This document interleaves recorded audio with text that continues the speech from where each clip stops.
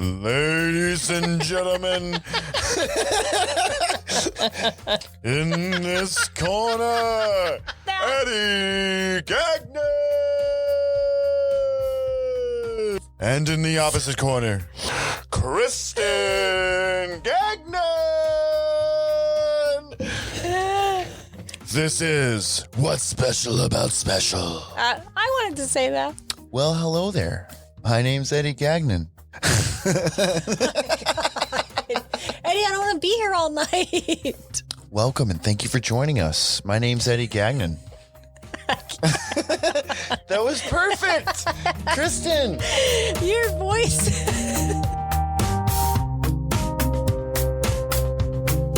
Hi and welcome to another episode of What's Special About Special. Today we will be interviewing Eric Voltz-Benoit. And on this episode, we talk with Eric about his experience navigating the foster and adoption system. Eric has some fantastic resources for our community, so please join us as we have a fun chat about the ups and downs of raising special needs children.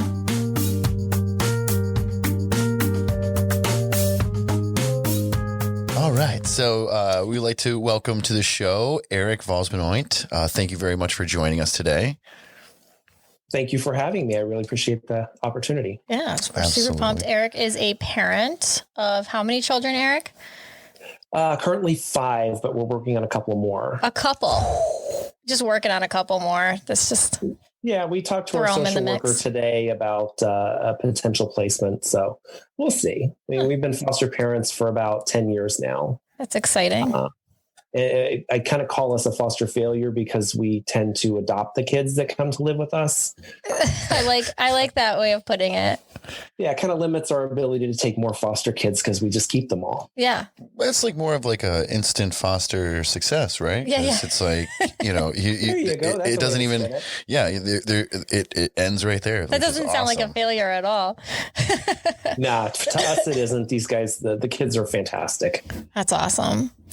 So tell us a little bit about your story, how you ended up with 5 and adding, and, you know, and a little bit about you. So I'm a nurse, so I kind of do my taking care of people thing. I like to take care of people. When my husband and I got married, I was all about having kids. I've always wanted to have a big family. And he was like, I'm not so sure how I feel about that. So you won. Well, a few years in, he kind of gave in. He says, you know what, let's go ahead and try for it. So we tried for a few years and we weren't very successful because surrogacy is horribly expensive. I mean, It can cost anywhere from $50,000 to $100,000. That's insane. That's a house. It is absolutely insane. And at the time we had a couple of German Shepherds. So DCF doesn't like to talk to you if you have German Shepherds, Dobermans, or Pit Bulls as a foster parent. That's crazy. It's kind of sad. So as our German Shepherds kind of aged and eventually passed away, we were like, okay, you know what?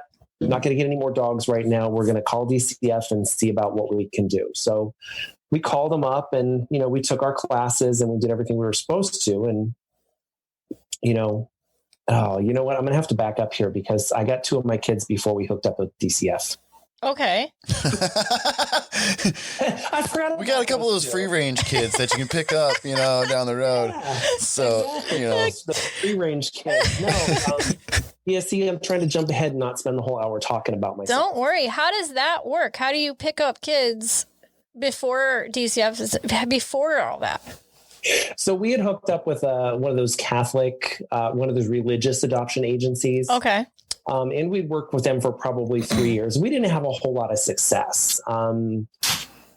I'm not sure if that we just had a horrible home study written for us or, nobody wanted to go to a religious agency and adopt 2 dads. I don't know what the story was, but it took a really long time. Can I just say that's amazing? First of all, like that's kind of funny. Like when you think about the irony, is that what you're saying? Yes. We can be real. Oh yeah, the irony is amazing in there.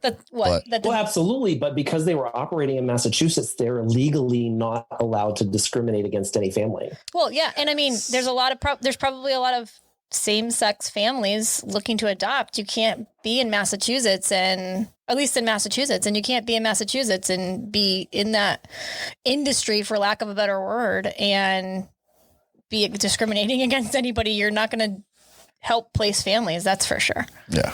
Correct. I mean, there's such a huge deficiency in the amount of foster homes in the state to begin with. Yeah. But to discriminate against anybody because of who they're married to or what they look like, it's like shooting yourself in the foot. Yeah. Right. Well, you'd think that other states would think that way as well. It surprises that they're not. Intelligence isn't for everybody, Kristen. Okay. I'm actually from the Deep South, and I lived in the Deep South for quite a few years. So I'm kind of used to states like that. Yeah. We shouldn't be it just shouldn't be a thing we have to be used to. It should just be. It is 2020. Normal. I mean, you would hope that some people would come out of the dark ages, but what can you do? Yeah.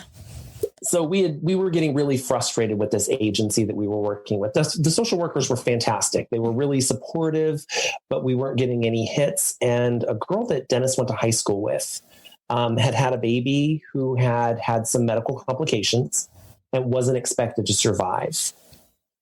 So he was in the NICU at about week 3, the medical team told the mom that this was it and she should get him baptized and turn off the ventilator. Wow. So mom did that. She prepared herself to let him go, and they turned off the ventilator and he breathed on his own. He was a fighter. He is. He's a fantastic fighter. Well, she got him home, and the poor mom, I mean, she was a single mother of now 3 kids, one of them with medical issues. Yeah. And it was really difficult for her. And one of her other kids it's a lot of sibling rivalry. So it was not easy for her. So at about 2 months old, she was realizing that she couldn't do it. She couldn't meet his medical needs and take care of her other kids who were difficult to deal with at the time as well. So she had reached out to her circle of family and friends to see if anybody could take him. That's a big choice to make. I mean, and kudos to her for even like make it to have the forethought of making that choice. We hear all the time that there's mothers who are neglectful or don't make a choice to have a forethought, in a way of absolutely reaching out to anybody for help. Yeah, it definitely took a lot of strength on her part to realize that she couldn't do it. And maybe I'm not sure, but maybe she looked at it as that she didn't want somebody like DCF involved in her life. Yeah. Right. Or his life. Yeah. Right. Or his, correct. Yeah. So we heard about this through, it's a convoluted story, but basically her ex-fiance's family knows Dennis's family. Okay. So that's kind of how we got hooked up. And we actually met her and the baby at her ex's house, who she was very close to. And she was like, hey, would you guys think about taking him? I know you guys are looking to adopt. And we're like, okay, sure. Wow. So that weekend, I picked him up on Friday night after work, and he came to stay with us for the weekend, just to, a trial baby, yeah. just to see how things went. And he never left. Wow. That mom called on Sunday night, and she says, hey, what do you think? What time do you want to drop him off? I'm like, we're not dropping him off. He's home now. Wow. That's awesome. I'm like, I have like goosebumps right now. I'm like, can't even handle it. Yeah. Instantly we fell in love with him, and it was hard not to. I mean, he was a cute little funny looking baby. Now that's a big deal. This isn't just, hey, here's a kid, a newborn or a baby, this is a kid who had, at that point, I'm assuming some major medical needs, right? That you're just taking on?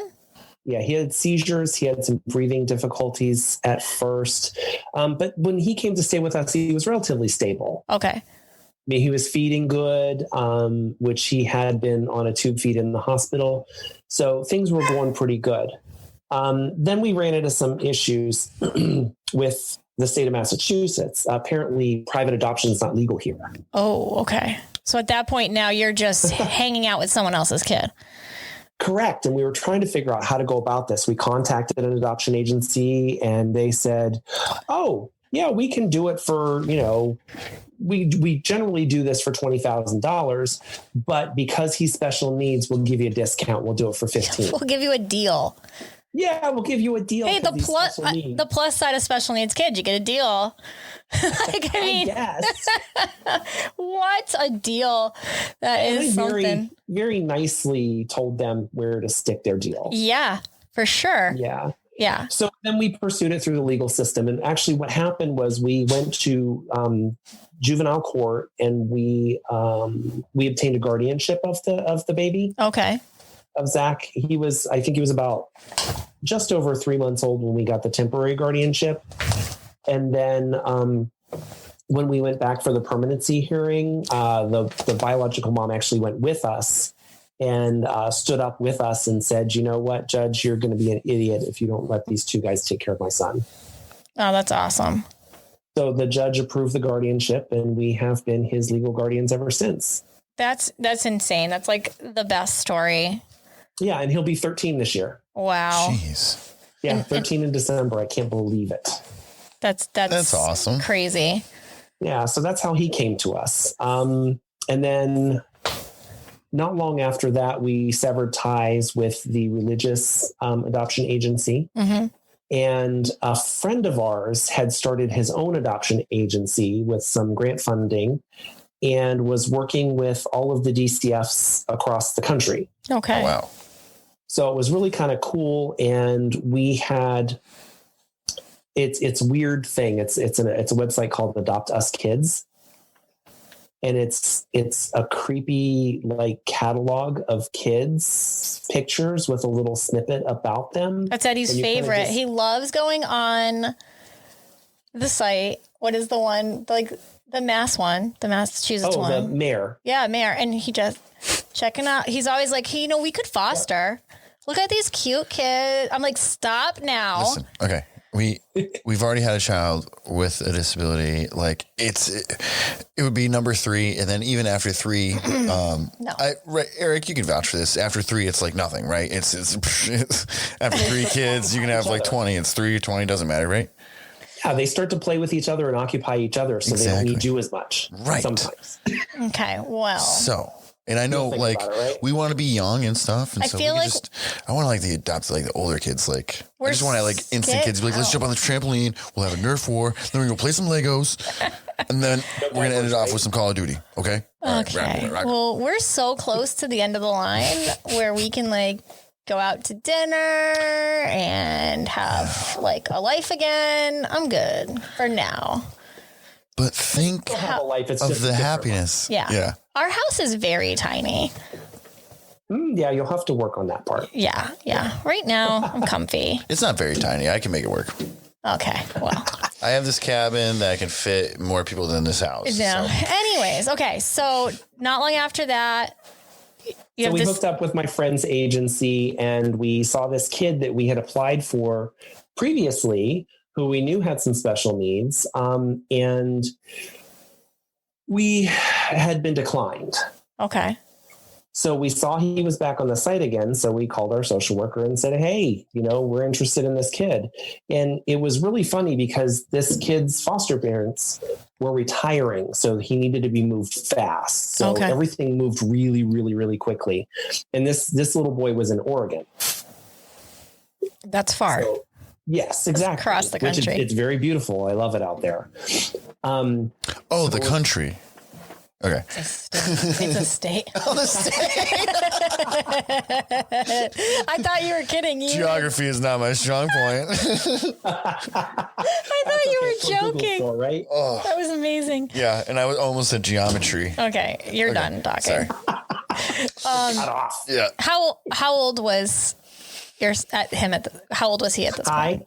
Yeah, Ty was 2.5 at the time. Okay.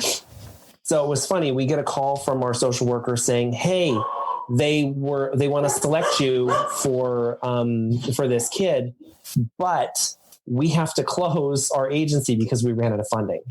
Oh my goodness! So it was really kind of cool. He kept the social worker on to work with us until the adoption was finalized. but we were selected to be this kid's foster parents. We flew out to Oregon to meet him. We brought him home, and a year later, the adoption was finalized. Wow. Yeah. Jeez. I'm like visualizing the process of him like just running like Indiana Jones, where it's like your foster family's retiring, they're closing this place. it's like everything's coming after him, and then everything still worked out, which is great. You just slid right in. Yeah, it's kind of crazy because nothing ever works that quickly with DCF. No, I don't know if you've ever known anybody who's worked with DCF, but everything moves at the speed of snail poop. Yeah, not even a snail poop. That's crazy. It's pretty horrible how slow things move. But it was like, I want to say it was probably less than 3 months from start to finish with this kid. Wow. Before he was in our house. Wow. And what's really great about working with DCF is there's minimal costs involved. Right. Like the state of Oregon actually flew us from Massachusetts to Oregon to meet this kid and then bring him home. Oh, wow. And they paid for our hotel room as well. Well, also, when it's that way, I feel like it's making it more accessible for these kids to be in homes. Absolutely. And hopefully the right homes, like forever homes, if they can be, just homes that are. Yeah. And it was fantastic. I mean, we knew he had medical needs, just like we knew Zach had medical needs previous. And both of the boys thrived when they came to be with us. I mean, we were able to focus all of our attention on them because it was just us two and the two boys and all of our dogs and cats. Yeah. So we had plenty of time, and work and everything like that too. But we were able to, Zach had some medical challenges, quite a few medical challenges those first few years that we had him. Multiple hospitalizations, a few surgeries, out of control epilepsy. So, feeding difficulties where he was no longer eating on his own and we had to get a G tube put in. So there's a lot of things that we went through for those first few years. And then all of a sudden he started to stabilize. Mm-hmm. And Ty was the same way. I mean, we first got him, it's trying to figure out everything, get him involved with the specialists. And then everything kind of stabilized and we were in a great routine. I was like, hey, you know what? Maybe we should do this again. I think that, we've heard this time and time again with almost every special needs parent we've talked to, even when in everybody, I feel like it's like you hear the same story. You get a diagnosis or whatever. And those first year, 2 years, 3 years is just, it feels like chaos. Everything Absolutely. Is just everywhere. And it's almost, I don't even know that if it's the child that's not stable or it's that you don't have a stabilization in general. You're just figuring out how things are going to work for you. And then you figure it out. You figure out the doctor's appointments, you have less of them, or you have a routine as a couple or as on your own. And okay. And we wake up in the morning, we do X, Y, and Z, and then we're going to go to these appointments and we have school. And now I know how to advocate properly so that if I have to get on the phone with Medicaid, I'm going to do that at this time of day and not on Monday morning, to maximize my time and be efficient. And these are the things I'm going to do. And all of a sudden this is my norm. Yeah. Yep. My life is in chaos. And things stabilize. It's not chaos for us though, because we get used to it. This is life. Yeah. Now you've built that routine. Well, what I always like to say and how I break it down to everybody is you don't have another frame of reference. There's not another life that you lived to be like, oh yeah, to hold in comparison that this is different. This is not typical and this is not the same. Because when we talk about, Eddie and his disabilities, people are like, that's crazy. You got to do that. And I'm like, well, no, because he's the only son I've ever had. And for me, it's, us using the bathroom. This is how he uses the bathroom. I didn't have to teach another son a different way how to use the bathroom compared to Eddie. So it's not different. It's not difficult. That's what it is. And this is where we are. And same with him. He, like, people will say, oh, he's so brave to do this or this at school. I'm like, he went to school for the first day of school and this is how he goes to the bathroom because he doesn't know a different way to do something, or he doesn't know that when he goes to the Big E, he takes his wheelchair because his legs get tired. Like, I mean, he does now. He's getting older. He's realizing that, not everybody takes a wheelchair to the biggie, but like this is his norm because he just knows, oh, I'm a little bit different. So this is how I do things. Like it is. And maybe that's just because that's how we talk to him. But I think that's probably how most parents talk to their kids in general, special needs or not. You just, whatever's normal in your house is your normal. Yeah, absolutely. And I guess it was kind of weird for us because, you know, Zach and Ty were our first two kids and they were both special needs. And I wasn't sure that we knew how to parent a normal or typical, quote unquote, normal or neurotypical kid. So I was kind of terrified of getting hooked up with DCF after we lost the German Shepherds. But we did, and we got some placements. We had a couple of temporary placements that didn't work out because they went back to their biological family or they went somewhere else. And we just kind of along the way started collecting more kids. I mean, we had Zach and Ty, then we got Jaden, and we had Jaden for, I want to say 3+ years before he was finally adopted. I love that you say collecting like it's a bunch of like novelty spoons that your grandmother had in her kitchen. Like I just like those blue plates. Yes, exactly. Like pottery or something. Just like, once we started collecting them, they just really look great in our kitchen. Yeah, it worked out great. We had a few at a tag sale here and there.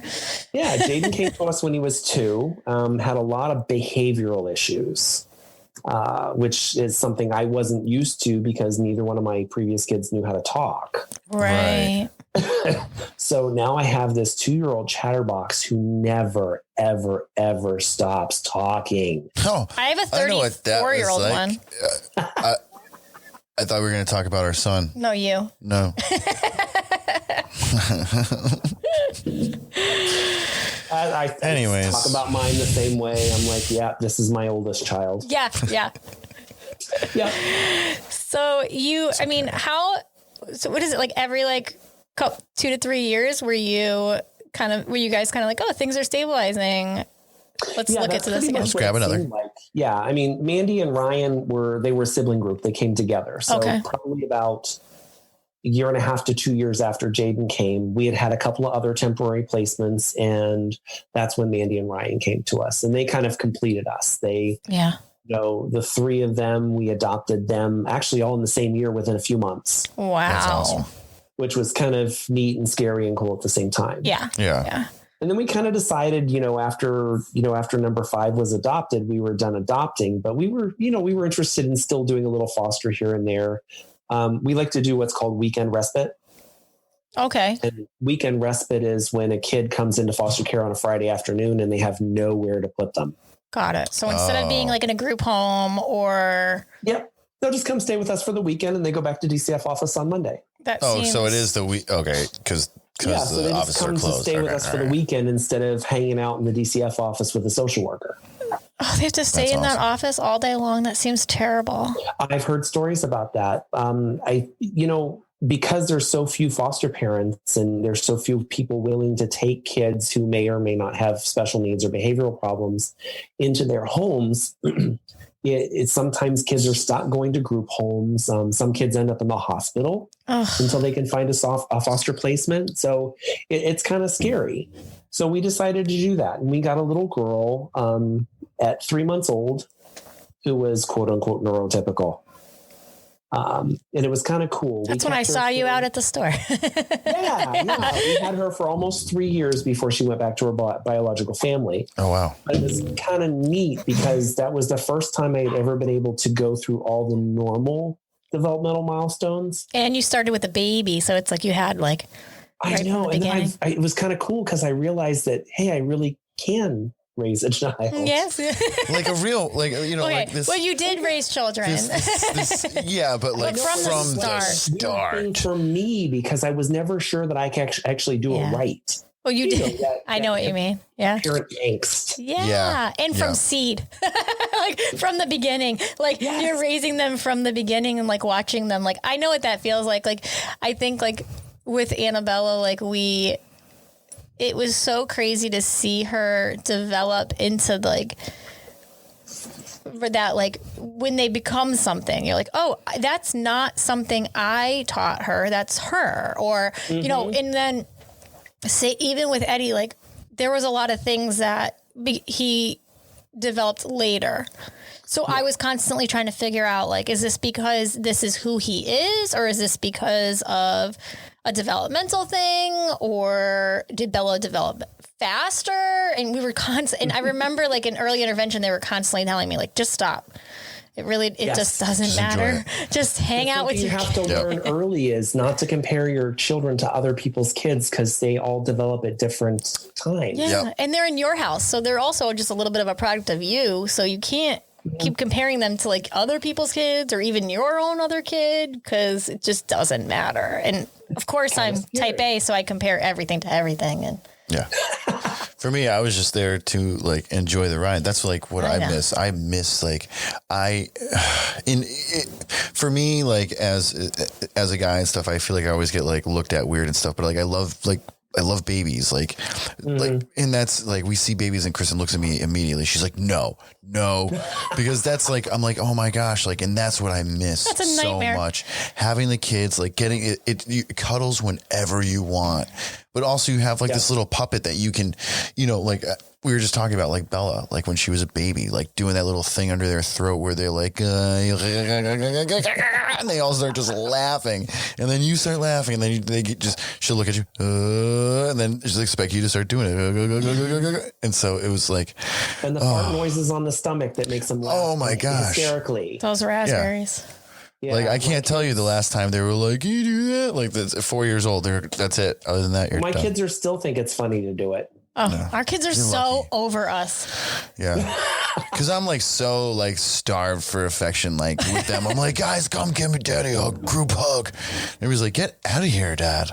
I'm a hugger. I'm a toucher. I'm a hugger. Like, I touch your arm when I talk to you. So I've always been all over the kids. Like, I hug a lot. It's funny because my girlfriend's kids, they're not huggers. They're not touchy kids, but, you know, in the past year that we've been hanging out, the two families have been hanging out. It's like the kids expect a hug from me now. Oh, that's so great. And her youngest got sensory issues. So he doesn't like people touching him. And even though it doesn't hurt, he goes, ow, ow, ow. Oh yeah. I got a kid like that. We've got one like that. He still lets me hug him. Yeah. Break down those barriers, man. Awesome. And I love it. Yeah. That's what you do, dude. Like, hugs.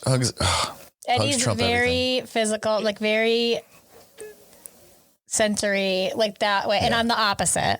And so our kids, I mean, I'm not with the kids, but just in general. And our kids are very much like that. Like, but Bella is, don't go anywhere near her. Don't touch her. Don't anything. She's like, and she'll say, ow. She'll be like, ow. I'm like, no one even came near you. And then little Eddie all day long. Well, can I just have a hug? I'm like, yeah. Can I have a hug? We'll hug all day. Yeah. Did you say you want a hug? I'll be right there. Exactly. And it's like, I always want affection from the kids, but God forbid if Dennis touches me, I'm like, oh, don't touch me. Get away from me. So funny. Don't hug me. Go away. So we're curious. I mean, I know to you, and like you said, like, oh, you know, and then we just started collecting them, or we were looking to start a family, and so this is the route. But, you know, with us, like, we say this was our norm. You know, we were given a diagnosis with our son.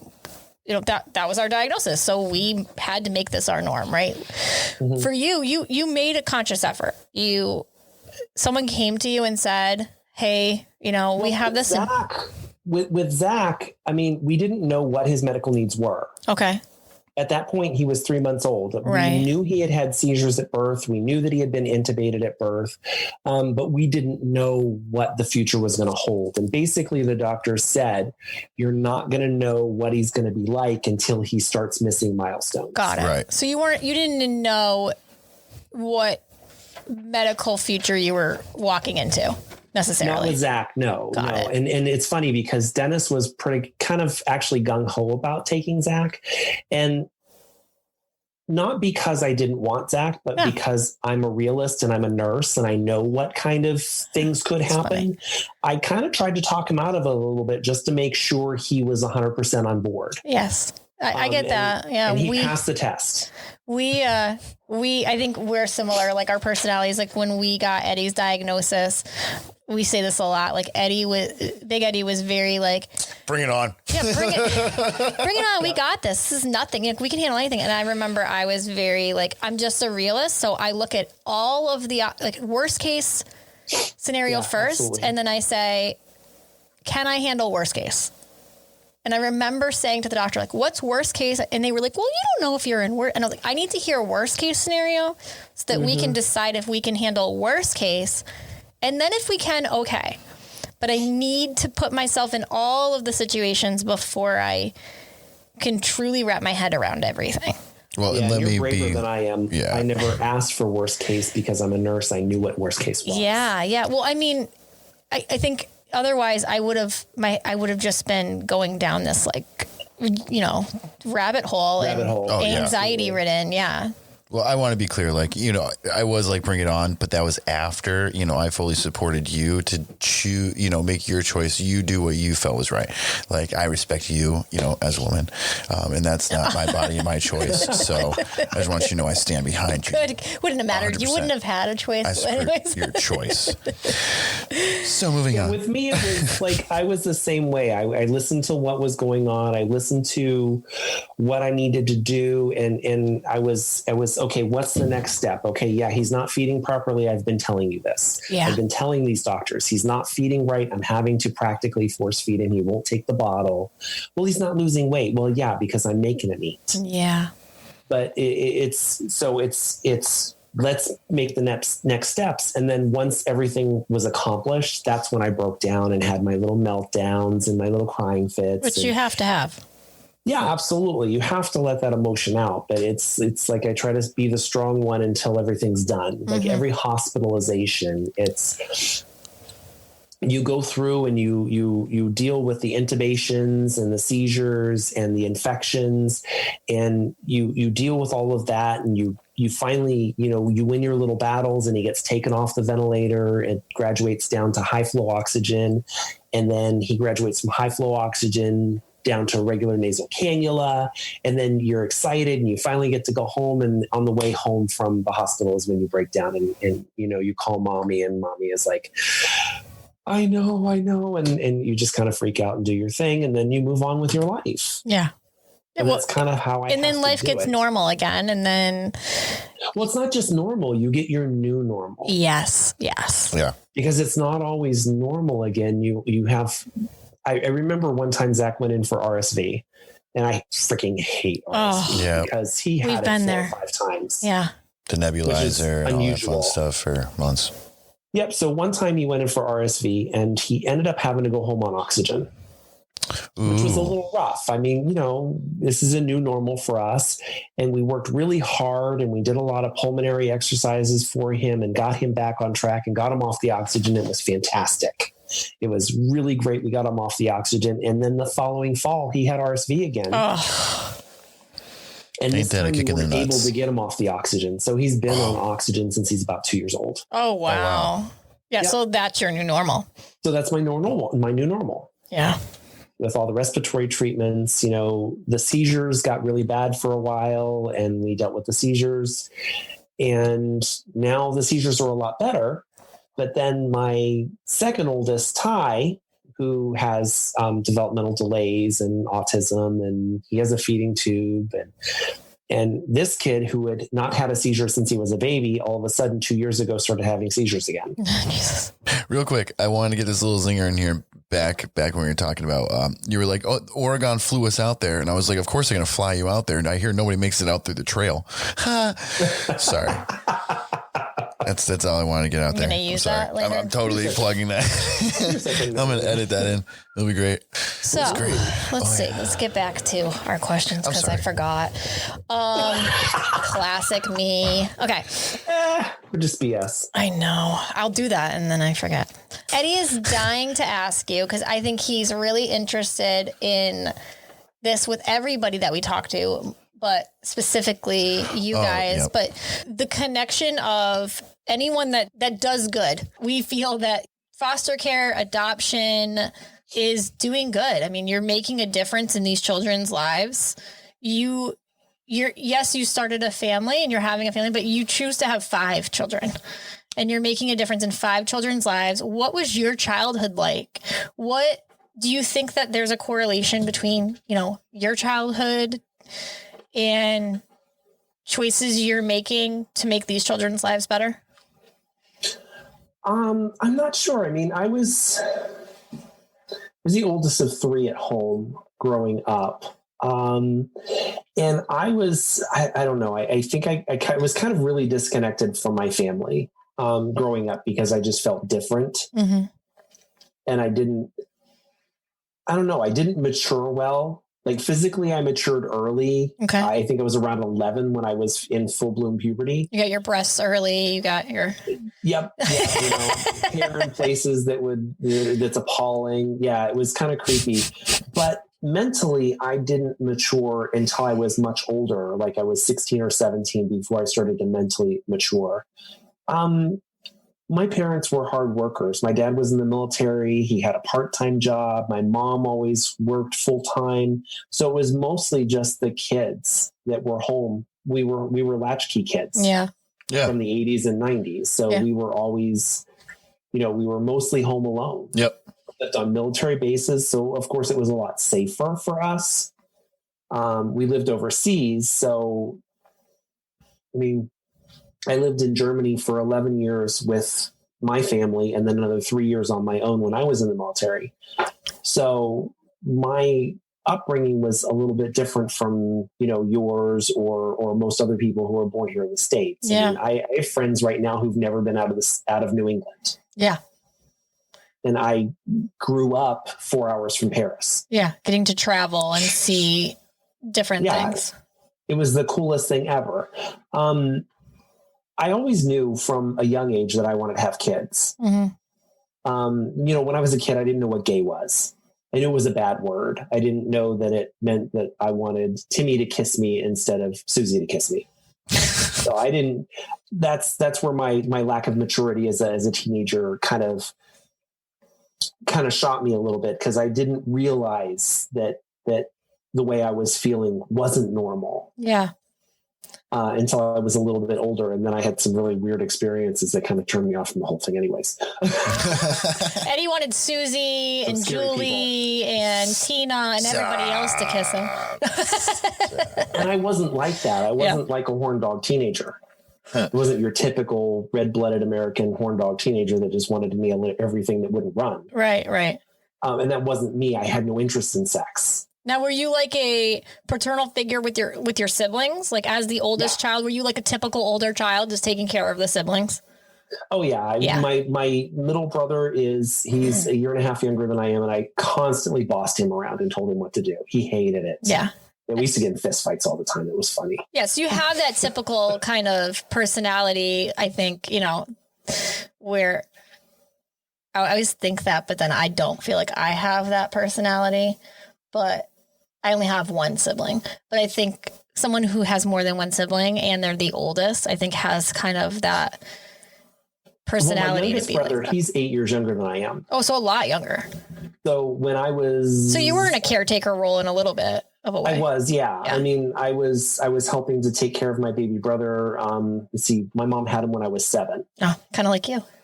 Yeah. Well, it was 10 and 13. And he slept in my room too. So, I would be the one who woke up with him in the middle of the night and got him his bottle. I would, my mom's off to work at 4:00 in the morning. I would be getting him ready for my dad to pick up for daycare. Oh, so you were set to be in that role. I guess looking back, you could kind of say it was a setup. Yeah. No, it's their fault. It's their fault. Oh, yeah. We just had to go about it a different way because neither one of us have a uterus. Yeah. Which is probably a good thing, because if I had a uterus, I'd probably have like 12 kids. Oh, no, you wouldn't. Trust me. I don't know. There's a lot that goes with it. I was pretty naive as a teenager. I'm pretty sure I would have been a knocked up girl at 16. Let me tell you. A lot. You'd have one and you'd be like, never mind. Never mind. Yeah, you say that. Again. You haven't been there. It's not all it's cracked up to be. No, but I mean, I always knew that I wanted to have a big family. Yeah. And I never really thought that I'd have 5 or potentially 7 if this placement works out. But it just kind of happened. Yeah. Well, and I think foster parent, when DCF calls you and they're like, "Hey, I got a placement. Are you interested?" I'm like, "Oh, I guess so." Yeah. Yeah.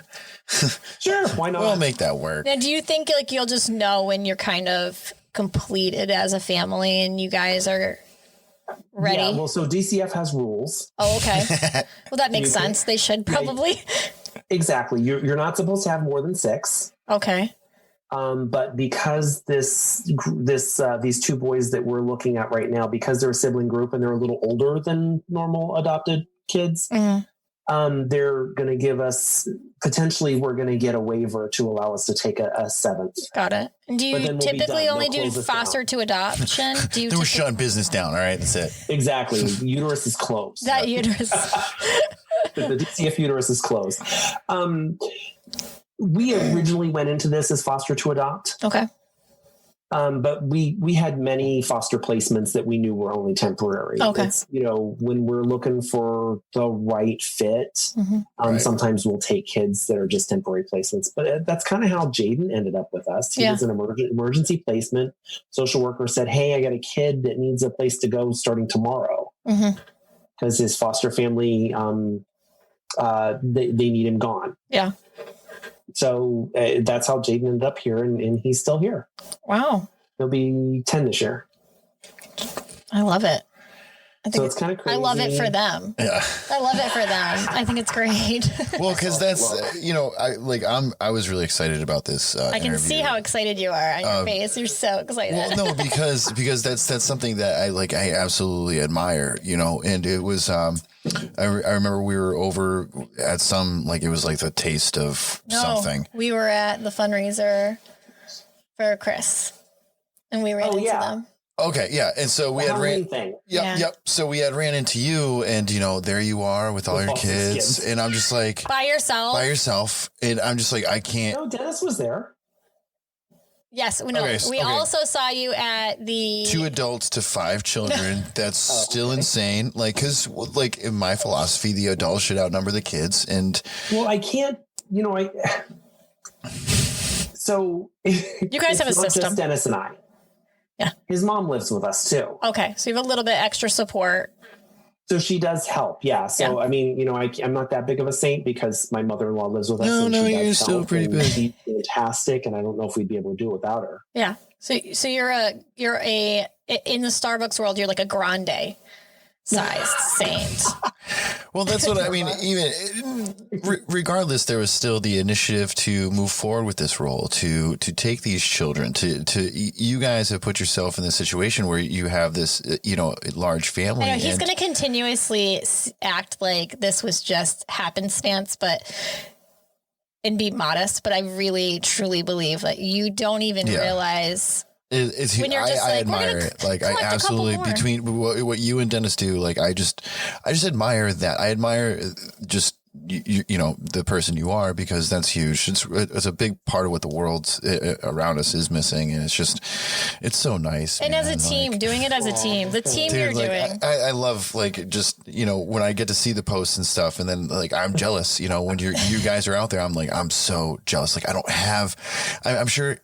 Okay, I know I could. No. I'm sure if we were put in that position, Will Robinson, if we were in that same position, I would be able to handle it. But it's just I couldn't wrap my head around that right now. But it's our new normal. Yeah, exactly. Yeah. So every time it happens, it's our new normal. And I'm kind of selfish. I mean, I wanted to have all these kids. I might be a little flippant about it and say, we're just collecting kids, but no, I wanted every single one of these kids. Yeah. And I'm seriously glad that we did this.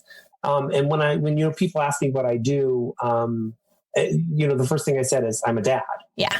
Yeah. Because that is my primary responsibility. I mean, I go to work and I earn a living and I have a really good job that pays well and it allows us to have nice things. But my primary responsibility is dad. Yeah.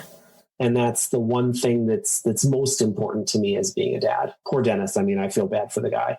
Stop. Kids come first. Sorry. I think the big thing that, we haven't really said, but I think is huge is the fact that you guys are clearly a fantastic team and on the same page, or this wouldn't work.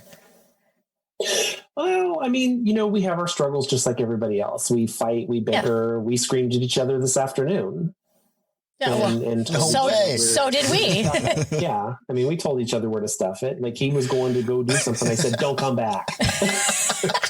He says, fine. And he slammed the door. And then he called me a minute later and he's like, hey, what was the number to that thing? Well, there's nowhere to go right now. We're stuck in this stupid coronavirus. I'm stuck with him 24/7. I know. You're welcome. You know how many people would kill to be in that position, Kristen? There's at least like 2 people in this world that would kill to be in that position. Not me. Oh my mom. I'm a and then person. I love to be social and I like to see people. I love going to work because I get to interact with people. Yeah. So it's been a little tough since this pandemic has started to focus on trying. It's just, this is all crazy. Yeah. This is definite craziness. It's insane. It's like the Twilight Zone. New normal. Well, and then there's this huge fear and anxiety that one of us is going to get it and we're going to give it to Zach and it's going to kill him. Oh, I can't imagine. Fear. We have a fear over it, and for us, it's so much more minimal. Like, I have a fear that we'll give it to Eddie, and I know that if Eddie gets it, he probably won't even get it. But we know that any infection could affect Eddie. But I also know that, like, for Eddie, his immune system is strong, and so we're probably okay. But it doesn't matter to me. Like, any infection puts him in the hospital. There's no choice for us. But I can't imagine being in your world where it's terrifying. If it walks in that house, you're done.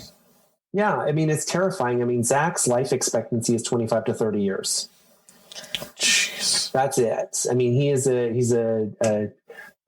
a scale that they use for cerebral palsy kids. And it's like GFCS, I think. I don't know what it stands for, but there's level 1 to 5, and 5 is the most severe. And Zach is a 5. Okay.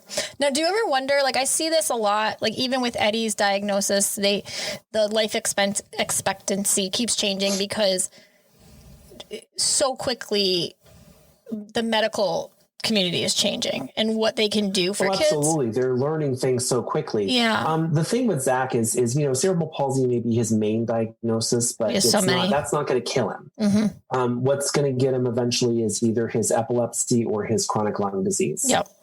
He's such a fighter. Zach is a huge fighter, and he's come back from so many life-threatening things. But this coronavirus is terrifying because this disease really hits people with his kind of problems really, really hard. Yeah. Oh, and it's so fast. I mean, there's no time to fight it. It's just like, bam. Absolutely. Yeah. I love that we kind of were on this topic of the foster care adoption system. I think it's really good for our listeners. I keep saying this with the last couple guests because we're so new. We haven't released any episodes yet, but I am willing that we're going to have so many listeners. Millions. That this is, I think that this is going to be important to them. And so I know that we had an initial topic, but I think that this topic is beneficial and informative. And I think that. Well, absolutely. And, anytime I talk about fostering and foster care and DCF, I always have to put in the plug that DCF and foster parents, DCF is desperate for foster parents who are willing to take kids with medical needs. Yeah. I can't imagine there's probably so many out there. Simple medical needs like epilepsy or diabetes or even, cystic fibrosis. Yeah, Kristen. Those kind of things that are kind of simple. They're desperate for foster parents that are willing to take. So anybody in the special needs community or anybody, period, who's willing, they can be trained in how to take care of kids with any kind of medical needs. And so that's my I would say, like, for my biggest question, and I'm in the special needs community, but I would say, what's the biggest misconception? Is it that people assume that it's going to be too hard of an undertaking and that they won't be able to handle a child with a need? Because I would guess that a lot of these kids that are lumped in there probably may just have some emotional needs as well that are easy to handle. Absolutely. I mean, there's some kind of trauma with these kids. I mean, whether it's the trauma from being removed from their biological family, or if it's domestic violence that they witnessed, or drug use, or maybe they were neglected. There's a lot of different traumas that can cause behavioral issues, as well as having kids with medical issues. And is there a lot of support from DCF and Absolutely. the agencies that are given to these families so that, do they, like, is that something to tell them that, like, they will get all the support that they need in this? Yeah, absolutely. I mean, kids with medical complexity, anybody who's interested in fostering those kids, a lot of times those kids will qualify for a special program called Special Kids, Special Care. And it's a case management program that is directly through Mass Health that helps them manage the kids' care, as well as help coordinate the appointments, push through prior authorizations and referrals. So it's a really cool program. Awesome. And I know you're not like an expert in this, but is this something, do you know, like across the board, DCF wise, in other states as well, do they offer these same kind of resources? Not necessarily. I mean, it's best to contact your local DCF wherever you are. I know that in Massachusetts, the DCF system is pretty robust. Mm-hmm. And there's a lot of support. They've hired a bunch of new social workers to help reduce caseloads. They have programs like Special Kids, Special Care that help. There's case management programs for behavioral kids. There are contracted agencies that do foster care. So it's a big, huge, robust system in Massachusetts, at least. Awesome. And, DCF, like any employer, has really great workers and some workers that need some prodding. So, I mean, one thing I say to people is that if you have a worker that needs some prodding, don't forget that worker has a supervisor. Yeah. Right. And that supervisor would rather hear from you that there's a problem than for everything to blow up and a child needs to be placed somewhere else because you didn't get the support you needed. Yeah. Right. And that's great. Anything from parent aides to they can hook you up with therapy. A lot of kids who are birth to 3 will automatically qualify for early intervention, even if they don't have developmental delays. Okay. So there's a lot of things that they can put in place to help stabilize a placement for somebody who wants to take a child. And we know, I've said this time and time again, any kid birth to 3 would benefit from early intervention. I've learned this over and over. And to be honest, I think that any kid from birth to 5 would benefit from early intervention. For sure. Especially those kids that fall through the cracks, like your kids who age out of early intervention, but they aren't severe, quote unquote, severe enough with needs to get into the preschool system at school. Those kids fall through the cracks and they really need to have extended services for early intervention. And I really wish that this state would get on board with that. Yeah. And there's a lot of towns that don't have preschools. Yeah. A lot of towns don't have preschools. Yeah. I mean, I love that we live in a town that does have a preschool opportunity. Not every kid can get it. You're on a waiting list. You're on it's like a lottery, but most kids have the opportunity in their area to jump in in the town that we're in. But I almost did it. But most, I mean, it's not hard to do a Google search, but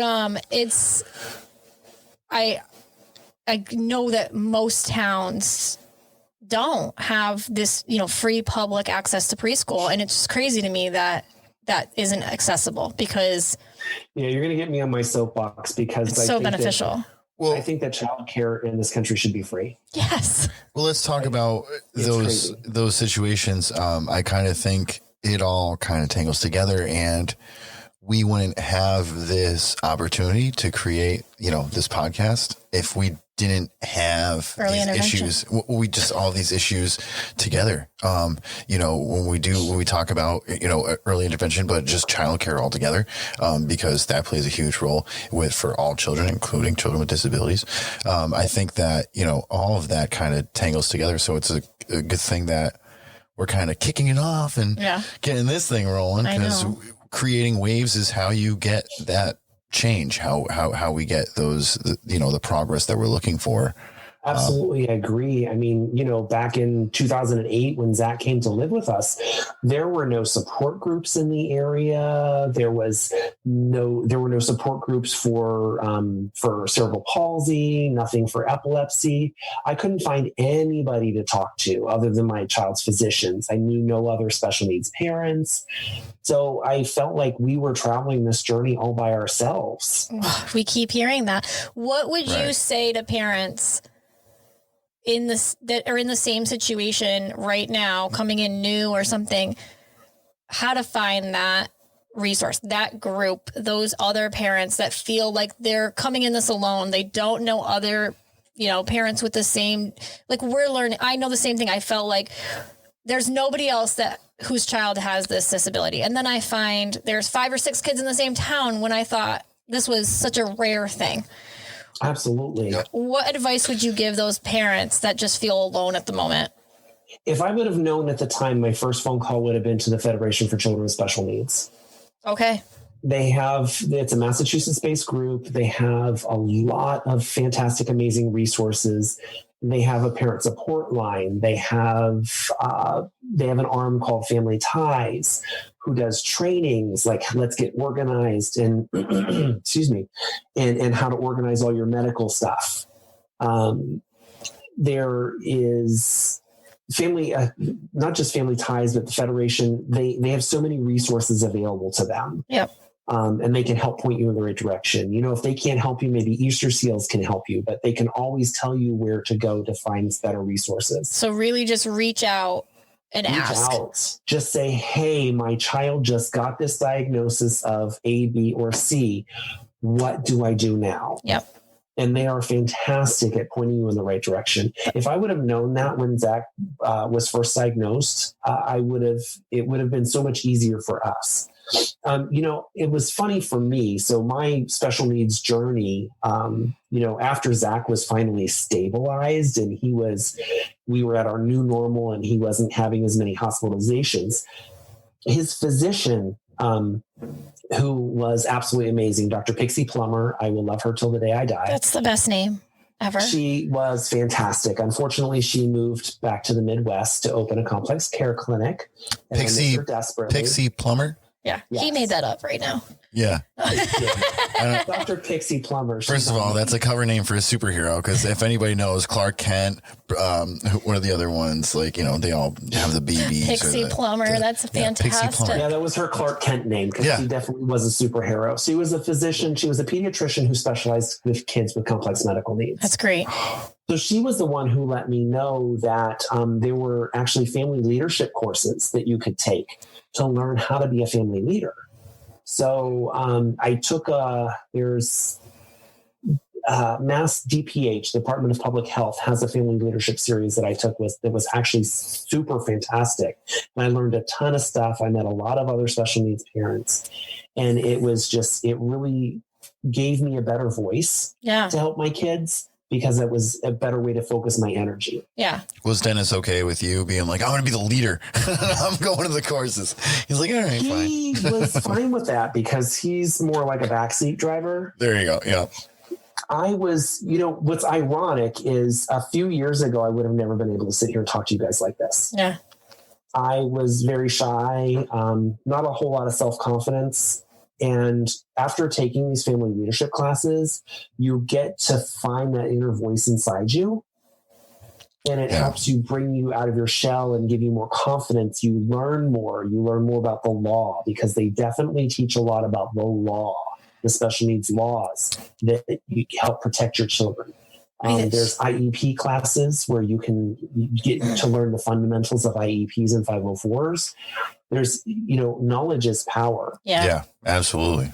And the more you know, the more you can advocate for your child. Right. And a few years ago, I actually did something I never, ever thought I would be able to do. And I actually got up at the State House, the Massachusetts State House, and gave a speech in front of a lot of leaders about one of the critical needs for my family is the lack of private duty nursing. Yep. So Zach gets nursing hours because of his multiple disabilities. And especially out in Western Mass where we live, there is a huge deficit in private home care nurses that are funded through Mass Health or Massachusetts Medicaid. Yeah. That's what I could do. And I couldn't believe that these groups, these leadership classes that I had taken gave me the balls to be able to stand up in front of the State House, in front of representatives and senators and industry leaders to tell them my story about why my child needed the ability to get more nursing care. Well, I think having that voice, I mean, other guests that we've had on have said the same thing. Like having a voice and being an advocate helps your child be an advocate for themselves in the future. Yeah. Seeing you be an advocate and being a leader is going to help them even if they're sitting in a doctor's office and a doctor says to them, you're going to take this medication. It's going to give them a voice to turn back to that doctor and say, no, I don't want to be on that medication. I don't like that side effect. I want this medication. Mm-hmm. They need to feel that they have the strength and the power to say no. Absolutely. Because you've done it as a parent. Absolutely. And when you don't have that voice as a parent, I know I've done it. There's been times I've sat in a doctor's office and just said, oh, you're the doctor, so you must know what's right. And they don't always. They don't. I mean, I'm with them every day. Mm-hmm. And well, because there's been times where in the same aspect, you've sat in the doctor's office and been like, no, I know you're wrong. You know, I have this feeling in my gut. You know, I just feel like this is where and how many times have we done that? And then we came home and you're like, I'm so glad I spoke up. You know, I feel like we made the right decision. Yeah. And I'm just like, yeah, because that's knowledge is power. Yep. Yeah. And advocacy is power, and being a voice for your child when your child can't use their own voice is key. Yeah. Yeah. No, I think that's great advice. It's huge to know that there's a community out there and you need to find it and where to find it and utilizing it properly, I think is huge.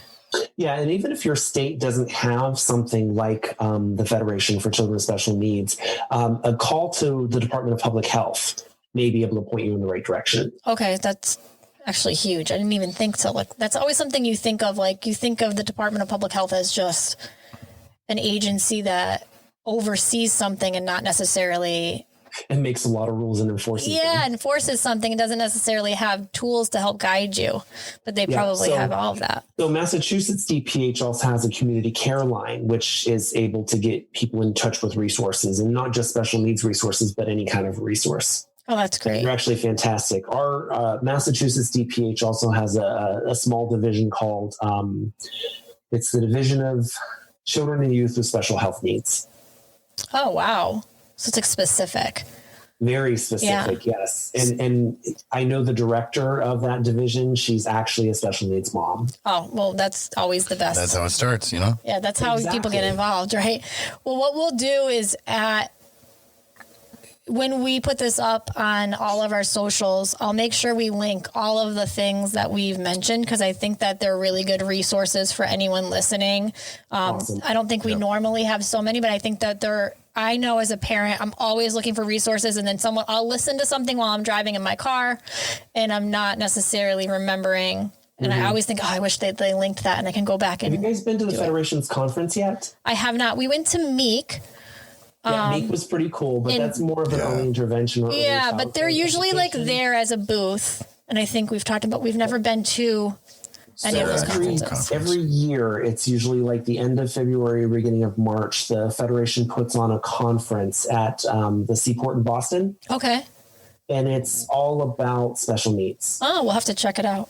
That's all it is special needs. It's an all-day Saturday conference, and they have vendors set up. They have a lot of different sessions that you can go in. I think was it supposed to be at the end of March and it got canceled because of COVID? No, it didn't. It's actually on February 29th. Okay, we missed it then. Yeah, this is a different one. Yeah, but it's a pretty awesome conference, and you get to meet a lot of special needs parents there. Oh, we'll definitely check it out next year. Awesome. Yeah. Yeah, I go every year, even though some of the stuff can be a little redundant sometimes. It's a pretty awesome conference. Yeah, you might get something each time. Exactly. Yeah, I pick up something new every time I go. Awesome. Well, thank you so much, Eric, for coming on the show. Anytime. We really appreciate it. And I'm usually free in the evenings. Perfect. We'll definitely have you on again. Well, thank you so much for listening. We really hope you enjoyed this episode. As always, please make sure you share with a friend and leave a review. You can find all the resources mentioned in this episode on our Facebook or Instagram on @specialaboutspecial. Thanks again, and we'll see you soon.